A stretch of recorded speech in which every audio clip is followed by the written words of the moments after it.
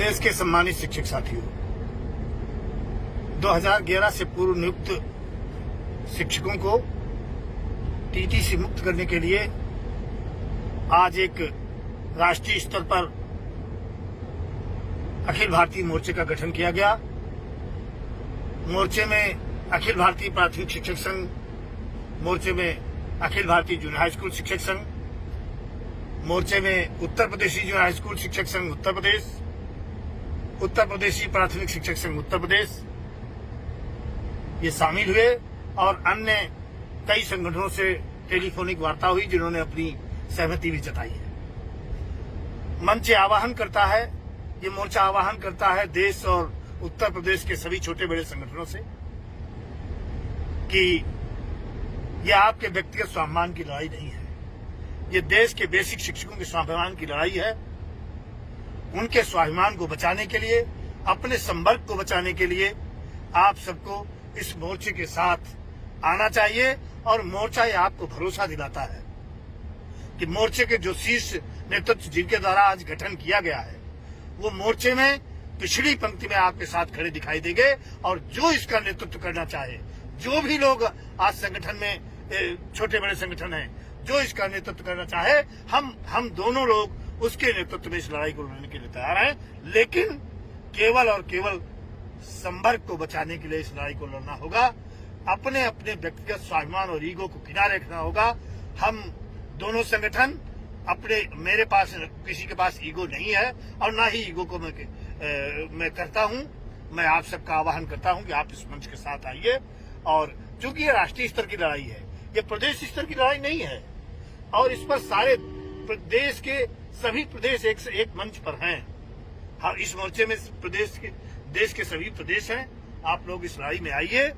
और आज मोर्चे ने निर्णय लिया है कि शीतकालीन सत्र संसद का शुरू होगा, उस दौरान जंतर मंतर पर बृहद आंदोलन किया जाएगा।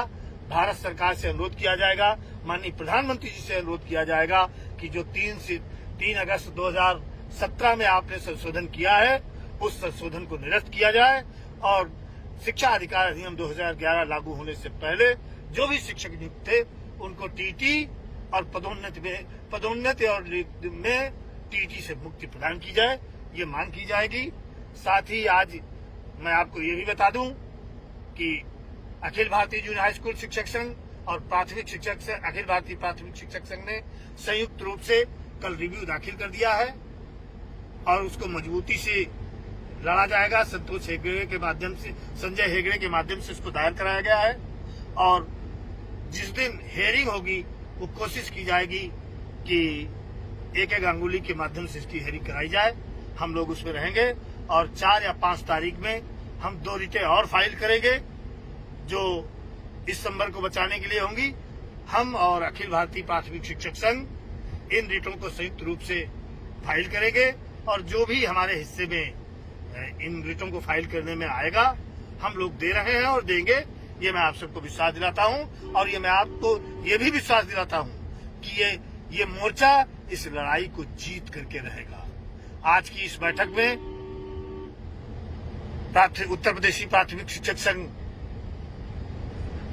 के प्रदेश अध्यक्ष विनय तिवारी जी मौजूद रहे थे और अखिल भारतीय प्राथमिक शिक्षक संघ के राष्ट्रीय अध्यक्ष आदरणीय बासाराज गोरवलकर जी, महासचिव कमलाकांत त्रिपाठी जी, कोषाध्यक्ष Umashankar Singh ji, Akhil Bharatiya junior high school शिक्षक संघ की तरफ से मैं स्वयं योगेश त्यागी राष्ट्रीय अध्यक्ष और राष्ट्रीय महामंत्री हमारे सुभाष चौहान जी, उत्तर प्रदेश के प्रदेशी महामंत्री जूनियर हाई स्कूल शिक्षक संघ भाई नरेश कौशिक जी और हमारी कार्यकारिणी के तमाम पदाधिकारीगण और अखिल भारतीय प्राथमिक शिक्षक संघ के तमाम पदाधिकारीगण शामिल हुए और ये बहुत मजबूत मोर्चा पूरे देश पर लड़ने के लिए तैयार हुआ है। सभी शिक्षक संगठनों से पुनः अनुरोध है कि आप लोग अपने स्वाभिमान को किनारे रखकर इस संवर्ग को बचाने के लिए इस मोर्चे के साथ आइए। हम नेतृत्व नहीं करेंगे, जो नेतृत्व करना चाहे वो नेतृत्व करे। हम दोनों लोग आपके साथ कंधे से कंधा मिलकर इस लड़ाई को लड़ेंगे। जय शिक्षक, जय भारत।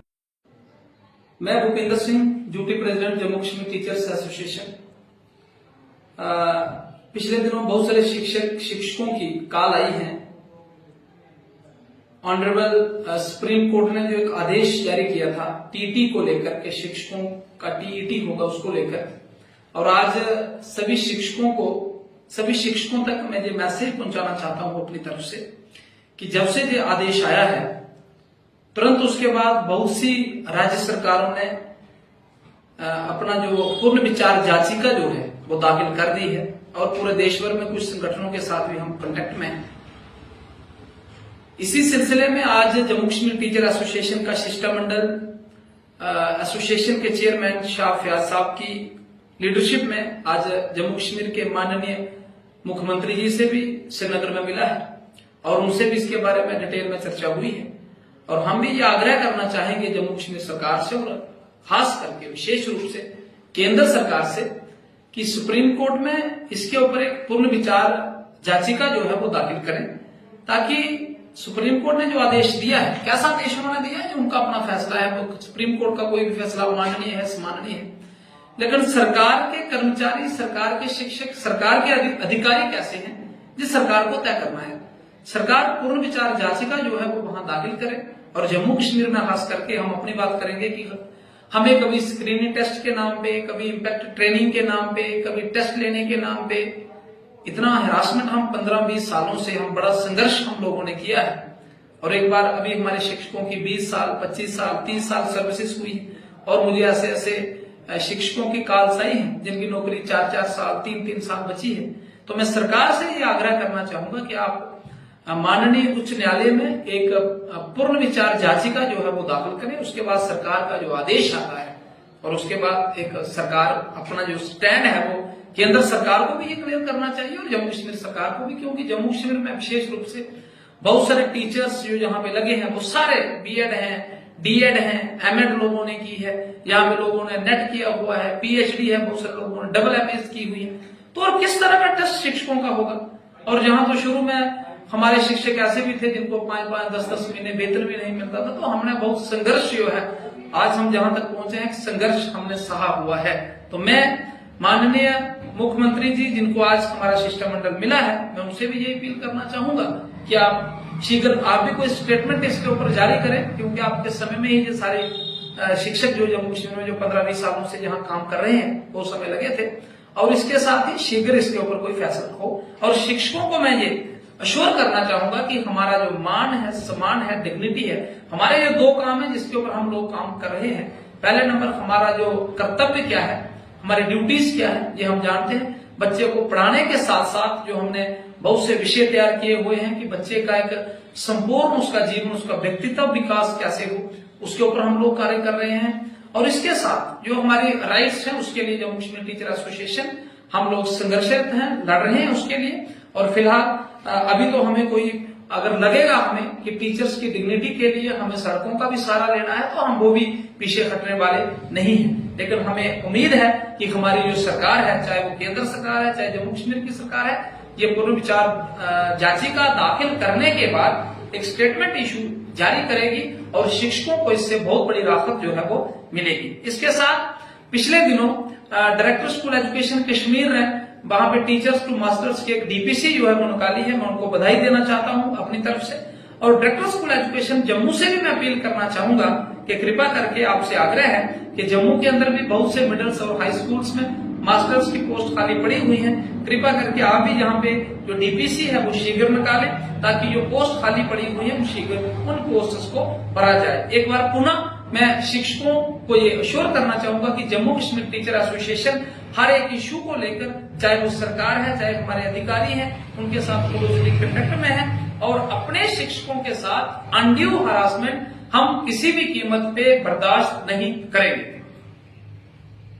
2 टीचर, एक की उम्र 52 साल थी और एक की 49 साल थी, और दोनों टीचर्स ने अपनी जान दे दी यूपी में टेट के डर से। टीईटी, जो लोग 30-30 साल से टीचर हैं, सरकारी स्कूलों में पढ़ा रहे थे, अब उनसे कह दिया गया है कि साहब आपको टीईटी पास करना पड़ेगा। अब पता चला बाप और बेटा एक के साथ एग्जाम देने जाएंगे, हो सकता है एक आध के नाती भी हो गए होंगे। तो नाती चौथी पचई के एग्जाम देने जा रहा है, बेटवा नौकरी के एग्जाम देने जा रहा है, बाप भी नौकरी के एग्जाम देने जा रहा है। मेरी तो समझ में नहीं आता कि आप लोग नौकरी देने के लिए बने हैं या नौकरी लूटने के लिए बने हुए हैं। नौकरी देने के लिए बने हैं या लोगों को जान से मारने के लिए बने हुए हैं। ठीक है, आप सुप्रीम कोर्ट के आदेश का बहाना लेंगे, लेकिन सुप्रीम कोर्ट में जाके सरकार का पक्ष रखिए कि साहब ये संभव नहीं है, किसी भी हालत में संभव नहीं है, और ये लोग 30-30 साल से हमारे प्रदेश में पढ़ा रहे हैं और हम ऐसा नहीं होने देंगे। इनके टीटी के नाम पे आप इनकी नौकरी मत खाइए। अब इस उम्र में कहां से पढ़ेंगे, कहां से पास करेंगे। और अगर बहुत ज्यादा आपके ऊपर दबाव हो तो मैं एक तरीका ये बता सकता हूं, वैसे ही आप लोग पेपर लीक करते हैं, तो पेपर लीक करने वाली सरकार को मेरा एक सुझाव है, ठीक है, टीटी का एग्जाम एक दिन का रख लीजिए और सबको पास कर दीजिए। सुप्रीम कोर्ट की बात भी रह जाएगी और सब पास भी हो जाएंगे। खुला पेपर रख दीजिए,